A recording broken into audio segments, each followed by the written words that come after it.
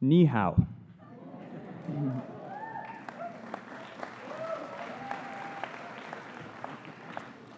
6,000 man-lifting war kites, 600 water-walking bulls, 100 jetpacks, 20 levitating hover scooters, 1,400 kilograms of uranium, 5 tanks, a 6-bedroom home with glass windows and a wet bar in San Francisco, the ability to pay for your BA, MBA, and your PhD from UVic 3 times, the red polo shirt that all the lifers from SMU get at the end of grade 12.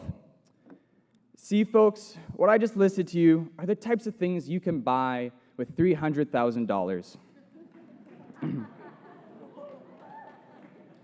When my mom figured out that I was valedictorian, she told me not to be too harsh on the school because I have a little brother, Matthias, entering the senior school next year. I mean, I wasn't planning on being too harsh on the teachers. I actually have a lot of respect for them. And yes, this includes you, Mr. Snowden. To this day, I still cherish that one conversation we had these past 7 years.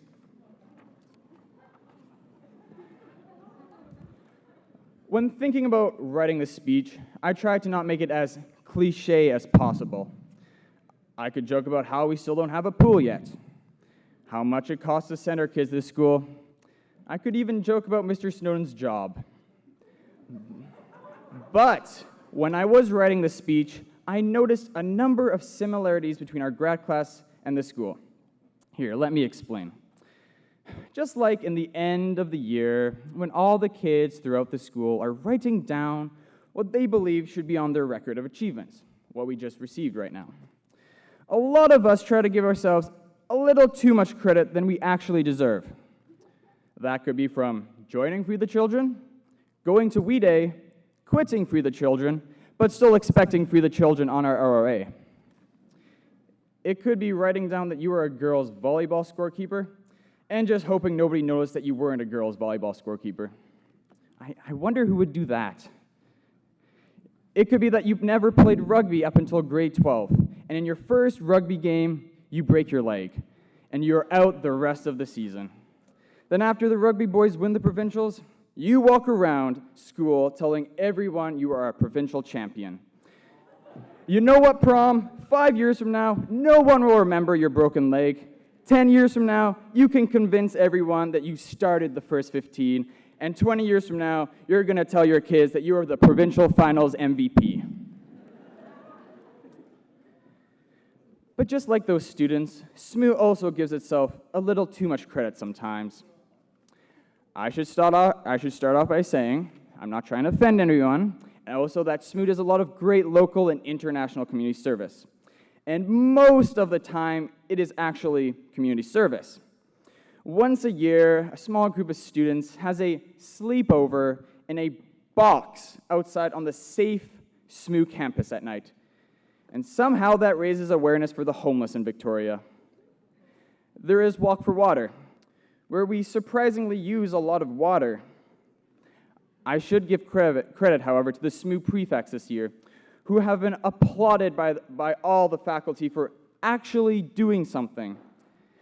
That really says something about our student government, doesn't it? We actually did something this year. Another similarity I find between our grad class and SMU are the ups and downs we have gone through. For the grad class of 2016, there have been many ups and downs. An up is that we can say we survived the last 4 years with Wally the Walrus as our principal. We also have an extremely smart and unique grad class. Unlike Mrs. Anderson's personality test, I like to believe that there are more than 16 different types of things out there on this planet. But just like they say in the middle school, for every kid recommended for Math 10N, there are 10 kids who are not recommended for Math 10N. For every up, there must be a down. For every A+, sports victory, musical performance, scholarship, university acceptance, first boyfriend, first girlfriend, second girlfriend, third girlfriend, there are fails, sports losses, flipped cars, university rejections, middle school dances almost canceled for inappropriate dancing, being kicked out of the middle school dance because Connor convinced you and Hari to wear pajamas, And there even was a time in grade 6 when we all thought we were going to die of the swine flu. However, looking back on our ups and downs, SMU is not very different. While SMU offers arguably the best outdoor leadership program at any school, for every great out trip, there is a class called Infotech 10. For as great as our tech labs are, it did take us 110 years as a school to successfully hire a tech teacher, and I hope not another 110 years to fix the sound system in assembly. The problem with both our grad class and SMU alike is not that we don't know what truly makes us great. No, we may not have won the triple provincial crown, but we don't need that to know we have produced the best SMU rugby team SMU has seen in many years. The most overachieving basketball team we've ever had. We've had Conrad Chin on the javelin, Grace Thomas on the squash courts, and the best basketball player since Steve Nash and Sean Leiter. We don't need no triple crown to know we are athletic.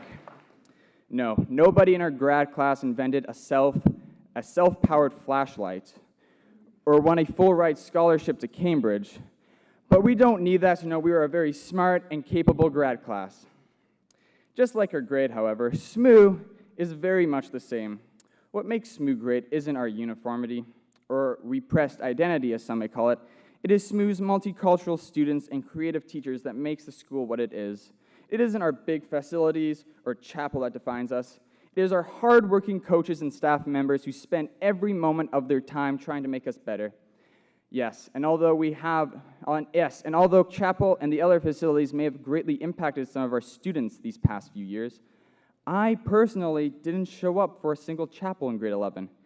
And I guess neither did Josh Kahn. And if we're talking about the facilities, the only workout I get from the fitness center is pulling on the constantly locked doors trying to open it up. Now, before I end, I would love to thank some of the great teachers I have these past years at SMU. And yes, I am being very serious when I say I truly want to thank some of them. Despite the fact that you should never speak another language in her lab, Twisty Tim, and you should never skip her class, Joe Johnson, I truly would like to thank Mrs. Johnson for coming in every Wednesday night for extra chem help in the library. I'm sure everyone who has had Mrs. Cato as a teacher while writing a test would also like to thank her right now, but as well as her ability to make math so enjoyable. Miss Mao, thank you for letting Yvonne and I pass Mandarin 12 this year. So lastly, Mr. Robert Snowden, both I and the rest of the grad class would love to thank you for your incredible speeches in chapel. To your constant adjustment of your glasses while you speak, to us saying, and, well, at any rate, whenever you hit a dead end in your speech. And lastly, and the most importantly, the thing I love the most about your speeches is the fact that I honestly believe that you are just making them up on the spot. And that takes talent. I promised Mr. Anderson that I wouldn't make fun of him.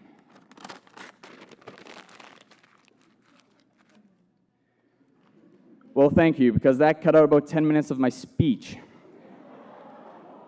When looking at the past valedictorian speeches, one of the things that bothered me the most was the idea that these past 4 years of our life in high school were our best 4 years. For a couple of us, this may be true, but for so many more of us, our best days are ahead of us. I'm sure anyone who has graduated will agree with me when I say the next years after high school are going to be the greatest moments of our life.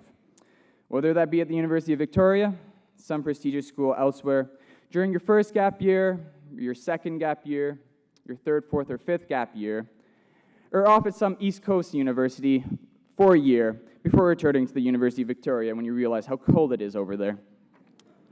For the next couple of years, we will make memories that we will tell our grandchildren. We will make friends who will be standing up at our wedding. If there's one thing that I want you to remember about this speech, remember that the best years of our life are not behind us, but ahead.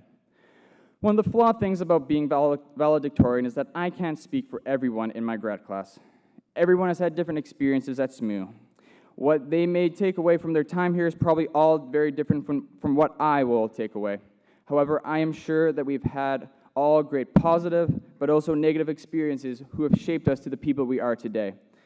And just to end off, I would like to honor my homeroom teacher, who is also my homeroom teacher from the middle school, who is also retiring this year, with a quote he once told me several hundred times. "We are all the same, but different." Thank you.